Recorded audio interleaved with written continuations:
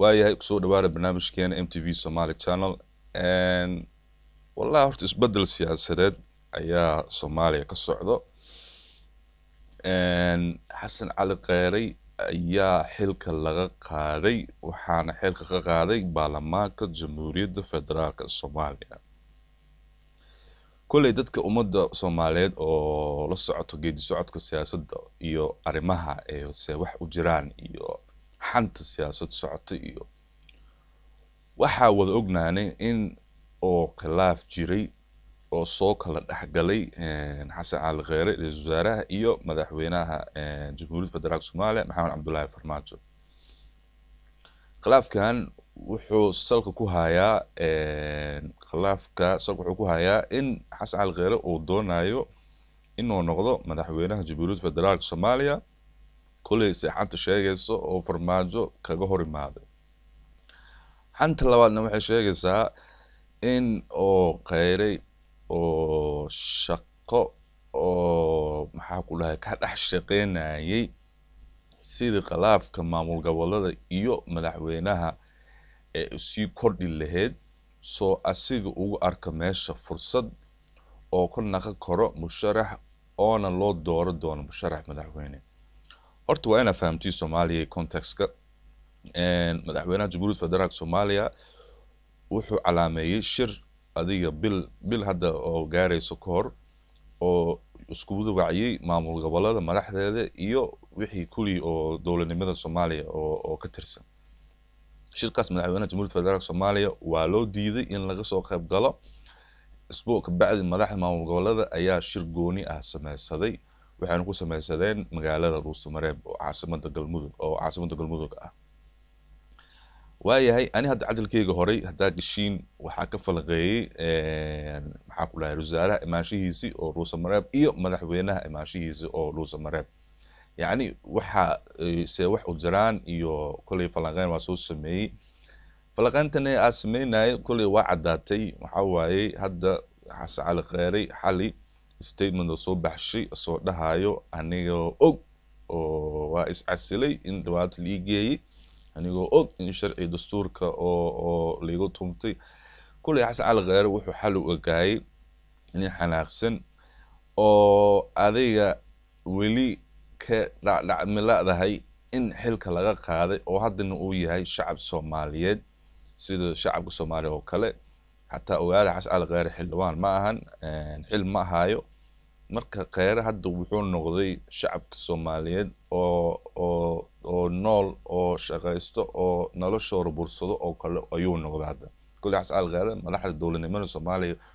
hoos ugu soo dhacay wuxuu hadda yimaado waa shacab taagan hadda oo kaligiis meesha u taagan marka waxaan rabnaa inaan xoogaa falaqeyno maxaa ku dhahay Xasan Cali Kheyri xali markuu maqliyay in xilka laga qaaday isla markaa soo baxay xamar oo yimid xali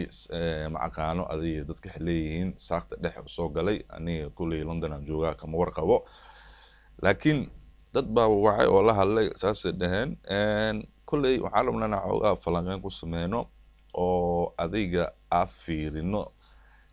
body language-ka ra'iisul wasaaraha dhaqanka oo u dhaqmay xaaladaas u yiraahday iyo waxa isdhihi karnaa imaan doono hadaa ku sameeyno waxa ku dhahay forecast amalna ku sameeyno marka nala dhageysta ra'iisul wasaaraha hore Xasan Cali Kheyri iyo go'aankiisi oo shalay oo ka qaatay maxaa ku dhahay xilka qaadistiisi waayahay former prime minister Xasan Cali Kheyri xoogaa noo soo sheeg noo taataabo fikirkaaga ku xisaabsan in xilka laga qaaday waxaan salaamayaa ugu horeyntii shacabka Soomaaliyeed meel walba ay joogaan 23 February 2017 ayaa la ii magacaabay xilka ra'iisul wasaarenimada qiyaastii 1247 maalmood ayaa ka soo wareegtay muddadaas 3 sano iyo barka ah waxaan dalka Soomaaliyeed ugu adeegayay daacadnimo karti iyo hufnaan anigoo aaminsan inay ahayd waajib dalkayga iyo dadkayga ka saaran horta waxaa fiican dadka xililka haayo oo kasoo muuqada bulshada horta adiga performancekaaga ama waxqabadkaaga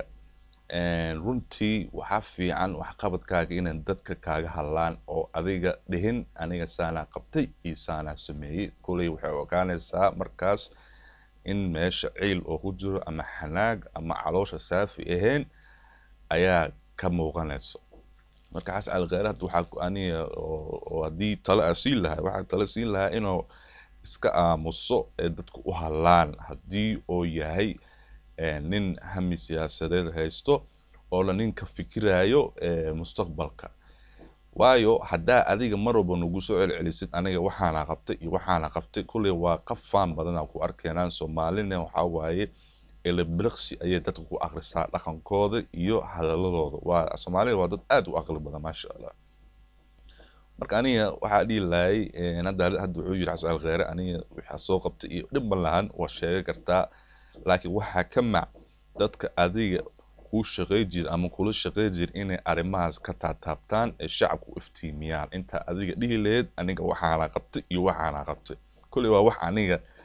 oo fikir khaasi ah laakiin xasan cali kheyre waxa waa wiil dhalinyaro ah oo mustaqbal siyaasadeed la marka hadda waxay og tahay kolley hadalka jaaw waa 33 second in justification oo wada bixi doono wuu eg tahay soo halaga kaga muuqdo daqiiqadaha ugu horeeya laakiin fursadaa siinaynaa aan weliba dhegeysanin khudbadiisii haddaa rabaa inaan si fiican u dhegeysado marka xasan former ra-iisul wasaare xasan cali kheyre hadalka meesha kasii wad muddadaas xukuumadda iyo aniguba waxaan ku guulaysanay howlo waaweyn waxaa ka mid ahaa inaan dib u habeyn ballaaran oo dhaxalgal ah ku samayno ciidamada qaranka oo maanta soo gaaray meel ay u diyaarsan yihiin inay la wareegaan amniga guud ee dalka koley ra-iisul wasaare shalay khudbada oo ka jeediyey mursal waxyaabaha oo adiga xilka qaadistaaga saameyn ku yeelata waxay tahay inaanan dhisan ciidamo federaal ah oo alaali karo arrimaha doorashooyinka adina hadda waxaana tiri aniga ciidamadii waa wada dhisay ciidamada oo dalka wada qabsan karo oo dalka u shaqeyn karo laakiin baarlamaanka wuxuu kugu haystaa inba aawa dhisama ciidamo heel federaal ah iskaba daaba heel deegaan ah koley waa wixii lagu haysto adina hadda waxaa tiri aniga waa sameeyey taasna shacabka soomaaliya u taalaa inay fikirkooda ka dhibtaan waayo xasan cali kheyre noo sii wada halkaa inaan dib u habeyn ballaaran ku samaynay nidaamka maaliyadda dalkeenna oo dunidu noo soo istaagtay soo celinay kalsoonidii uu caalamku nagu qabay kuna qabay hay-adaheena dhaqaale oo inoo saamaxday in laynaga cafiyo deyn lagu lahaa dalkeenna muddo dheer dadaalkaasi waxa uu ku dhacay soo jeed iyo iyadoo la geliyey waqti badan waxaan la dagaalanay musuq maasuqa taas waa mid la isku haysto koley dadka xamar joogo ayaa og waxay dad badan wada wacnay waxay ku leeyihiin nin yahow xasan cali kheyre asxaabtiisi ama his friends ama reerkiisi qaar ayaa marar habaabis iyo corruption ka wado dowladda federaal gudaheeda waa wax la wada ogyahay nin haddii been isku sheegaya waa gooni laakiin xasan cali kheyre dowlad muuse maase la dagaalamay waxaa la rabay inuu la dagaaltamo dadka asiga u dhow oo waxyaabo badan lagu haysto shacabka soomaaliyeed inay runta isku sheegaan fiican waxyaabo badanaa jira xasan cali kheyre lagu eedeeyey dad asxaab close friends ay leeyihiin ama qaraabo ay leeyihiin oo waxyaabo badan oo adiga corruption badan lagu hayo oo xataa maxkamado laisku imaan doono ayaa wada maqloonaa marka dagaalka muuse maasuqa aad sheegaysid oo adiga oo kaga hor timid waxaa fiicnaan lahayd again in dadka oo kula shaqeeyey ama taageeradaada ama shacabka inay ka hadlaan fiican inaad adiga ka hadlashid waash waa fiican tahay taas jees oo eg tahay kow labana adiga waxaa rabtaa dhigi kartaa hadda daaro ani waxaa dhigi karaa bisha waa taga waana soo noqday yaa iga warqabo nobody marka waxa adiga isku sheegaysid waa gooni waxaana shacabka u sheegaysina waa gooni laakiin aniga taasaa raba inaad sii naga taataabto idin iftiimiyo musuqmaasuq badanaa jira, cases badanaa jira oo soo bixi doona maalmahan oo aan wada ognaanay dad oo close friends la ah ra-iisul wasaaraha inay hanti badan gurubsadeen baa la wada ogyahay. wax la ogyahay waa taas waa cadda. marka waa arki doonaa maalmaha soo socdo se waxay yeeri doonaan madaxda Jamhuuriyadda Federaalka Soomaaliya madaxweyne Maxamed Cabdullaahi Farmaajo iyo tiimkiisii. hadda koley waxaan maqalnay xogayaha joogtada wasaaraha xilka jaa waa laga qaaday, nin cusub baa la keenay. marka jaa waxaa jiro waa u jeediin meesha dabagalaa bilowday. anagana kuma degdegayno, laakiin waxaa la rabaa inaan qiyaasi karno wixise wax u jiraan oo nala mar habaabisna lagu sameynin oo anagana go-aan iska qaadano, go-aan qabiileed ah ama go-aan shakhsi ah. maxaa la rabaa war caddan isku sheego. waayo xasan cali kheyr warkaan uu sii wado. waxaan gudbinay shuruucdii ugu badnaa ee xukuumadda ay gudbiso. waxaan ku guuleysanay mushaarka shaqaalaha bixinteeda iyo mushaarka ciidanka oo bil walba laga soo bilaabo Janaayo 2017 uu qof waliba qaatay. Janaayo 2017 adiga ma joogin, adiga waxaa timid Febraayo 23 saac cajalka hortiisa noogu sheegtay. labo waxaa wada arki jirnay anaga idaacadaha hadda fiisir jirnay ama dadka deegaanka Muqdisho daalaha lano ama deegaanaha kale waxay ku leeyihiin adiga bil koola kugu dimeysay ciidamo oo ka banaan baxayo darjiga daasana u wada jeedin telefishinka oo dhahay anaga maxaa ku dhahay mushaarka ma nala siinin iyo mushaarka waa nala goosay. marka daadhaadid qof walba mushaar waa siiyay dadna leeyihiin anaga mushaar ma nala siinin. meesha contradiction ka dhacayo. contradiction waxa waa laba halal oo iskhilaafsan. laba halal iskhilaafsan wuxuu keenaa in hadalkaas badanba oo shaki meesha ka galo oo daaqada laga tuuro. marka haddii runta isku sheego waa jireen ciidamo badan cawaaday kheeliyey oo dhahaya anaga mushaara naga maqan banaanbax badan qabtay. marka haddii ciidamadaas la xisaabinaynin oo gees la iska dhigaa waa gooni, laakiin anaga waxaa ka hadlaynaa waxyaabaha soo dhacay oona indhaheen aan ku aragna aana maqalnay. laakiin mudane xasan cali kheyre former prime minister hadalkaaga noo sii wad adiga. waxaan ku guuleysanay dowlad wanaag iyo ammaano. waxaan ku guuleysanay annagoo dib u soo nooleynay sharaftii ummadda Soomaaliyeed. si loo ilaaliyo dhammaan guulahaas ay xukuumadda iyo shacabka Soomaaliyeed gaareen. dhammaan shacabka Soomaaliyeed oo qayb ka ahaa rabana in la sii joogteeyo waxaa lagama maarmaan ah ilaalinta nidaamka awood isku wareejinta dalka oo si dimuqraadi ah u dhacda. anigoo gudanaya waajibka arrinkaas iga saaran ayaan xukuumadda faray inay ka shaqeyso in dalku aado doorasho lagana fogaado muddo kororsi oo dhalin kara khalkhal siyaasadeed, mid amni iyo mid dhaqaale. mudane ra-iisul wasaare haddaa adiga diidan tahay madaxweynaha Jamhuuriyadda Federaalka in xilka loo kordhiyo waa adiga shakhsi gooni ku ah inaad ka hadashid.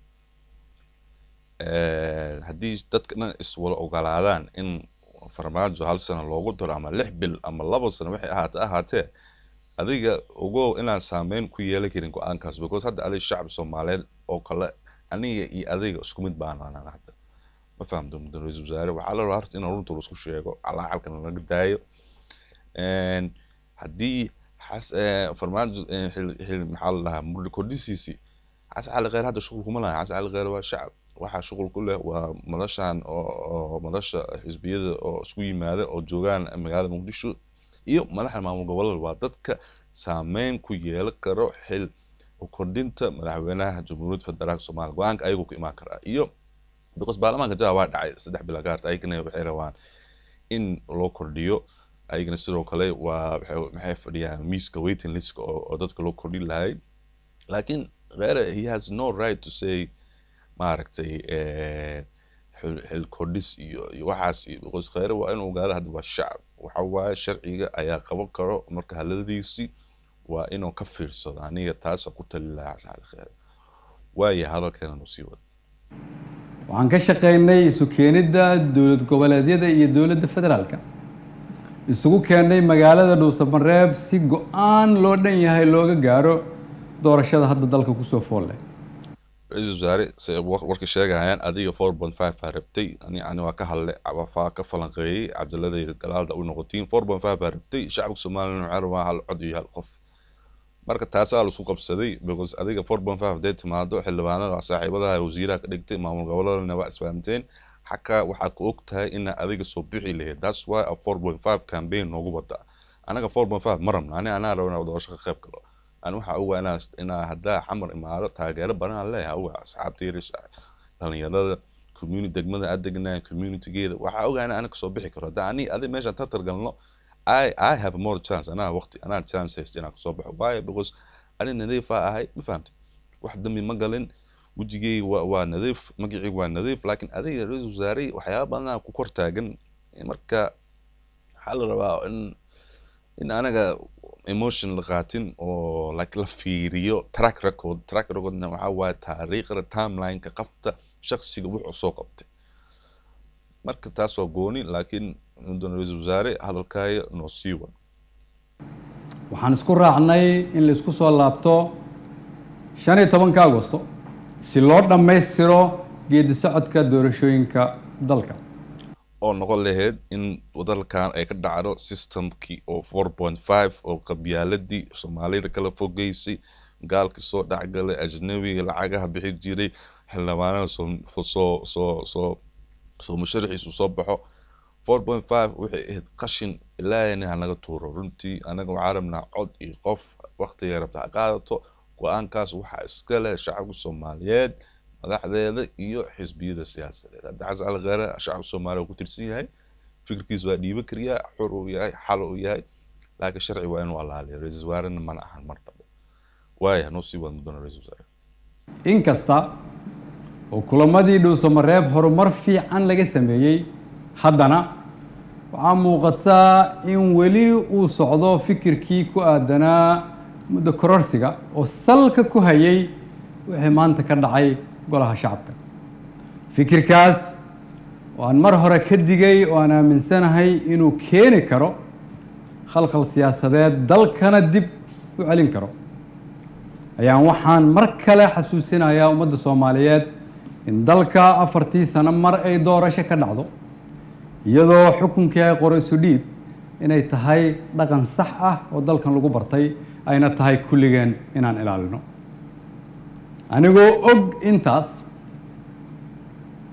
anigoo og in wixii maanta golaha shacabka ka dhacay ay ahaayeen sharci darro aan loo marin habraacii saxda ahaa ee xilka qaadis xukuumadeed anigoo og inaanay ku jirin ajandaha anigoo og inaan laga doodin anigoo og inaan loo codayn anigoo og inaanay waafaqsanayn dastuurka iyo shuruucda dalka haddana waxaan go'aansaday inaan anigu ummadda Soomaaliyeed u noqdo tusaale oo aan iska casilo xilka aan ummadda Soomaaliyeed u hayay anigoo dhowraya midnimada dalka iyo inaan dib loogu laaban burbur iyo dhibaato si aan burbur dhibaato xasal qara adiga haddaad joogi lahayd iyo haddaad diidan lahayd maxaa ku dhahaa xilka qaadistaada wax saameyn ma yeelan lahaynin unless oo adiga dadka ka dhalatay oo aad dhihi lahayd xoogaa magaalada qalqas xamar hala geliyo xasal qara adiga hadda ogow haladaada waxay u egtahay hanjabaad iyo intimidation iyo cabsi gelin waxaa fiican inaa haladaada ka fiirsatid mudan wasaar waa iga digniin waa iga talo wasaar wii dhalinyarada tahay wajigaaga ha ku dheelin dadkan ku ag fadhiyo oo ku waalayo haddaad dhageysatid saaxiib sare mudan ra'iisul wasaare former prime minister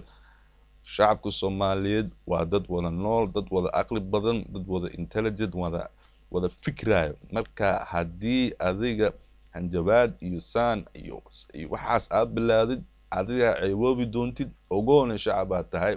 ogowna ina adiga lagu xiri karo ogowna in saameynta siyaasadda daaqada ka bixi karta saas waaya noo sii wada mudan wasaare ugu tiro shacabka Soomaaliyeed qaybna aanan uga noqon khalkhal iyo dib u dhac siyaasadeed dalka ku dhaca mid dhaqaale iyo mid amni mid bulsho ayaan sida ummadda Soomaaliyeed ugu baratay waxaan u noqonayaa tusaale inaanan marna halkan xukun u joogin laakiin aan u joogay inaan shacabka Soomaaliyeed u adeego. waxaan u mahad celinayaa madaxweynaha oo fursad ii siiyey inaan shacabkayga u adeego, golahaygii wasiirada oo igu garab istaagay inaan dalkan samata bixino, shacabka Soomaaliyeed oo hiil iyo hooba ila garab taagnaa iina ogolaaday inaan soo hor istaago oo aan u shaqeeyo, mar walbana garabkayga taagnaa iina hiiliyey. waxaan u mahad celinayaa saaxiibada Soomaaliya oo xilliyo adag iyagana na soo garab istaagay. ummadda Soomaaliyeed waxaan u rajaynayaa barwaaqo. dalkan rajo ayaan ka leenahay kulligeen, dalka ayaa kulligeen inaga weyn. cid waliba waa inay aqbashaa in dalka loo turo. maanta waa maalinteydii aniga ayaa u turay dalka. shacabka Soomaaliyeed meel walba ay joogaan waxaan leeyahay waxaan idinkuga adeegay awooddii ugu sarreysay oo aan awoodo. haddii ay wax iga khaldameen waxaan idin weydiinayaa inaad cafisaan. wasalaamu calaykum waraxmatullahi wabarakaatu. waayahay waad aragteen haddii ay khayr waa hadaliyey koley hadalkiisana wallaahi waxyaabo badan aniga waa ka dareemay. ninka ciila xanaag ahayo waa xanaagsan yahay, of course waa xanaagaysaa haddii saas lagu golo dhib ma laha, laakiin waxaa lagaa rabaa mar walbo ina ogaatid daweesha haddee ku dharbaaxdo waa bilaa tawfiiqa tahay. waawa kugu dhacday, maxay igu dhacday iyo maxaa iskaga qaba waayay iyo ma jirto. jawaab daweesha way kugu dhacday wayna kugu taalaa. ra-iisul wasaare aniga waxaa ku dhihi lahay miidiyaha ka fadhiiso, miidiyaha ka fadhiiso, asxaabtaada dhalinyaradaada ku shaqeeyo, social mediaha baaraha bulshada ka khayliyo, ka hadlo reerkaagay oo la hayaan anaga shiraa qabaneynaa, la hadlal sheeg wixiina dhaafay waana dhaafay, maxaa xigo in laga hadlo. waana ku mahadsantihiin. wassalaamu calaykum waraxmatullaahi wabarakaatu.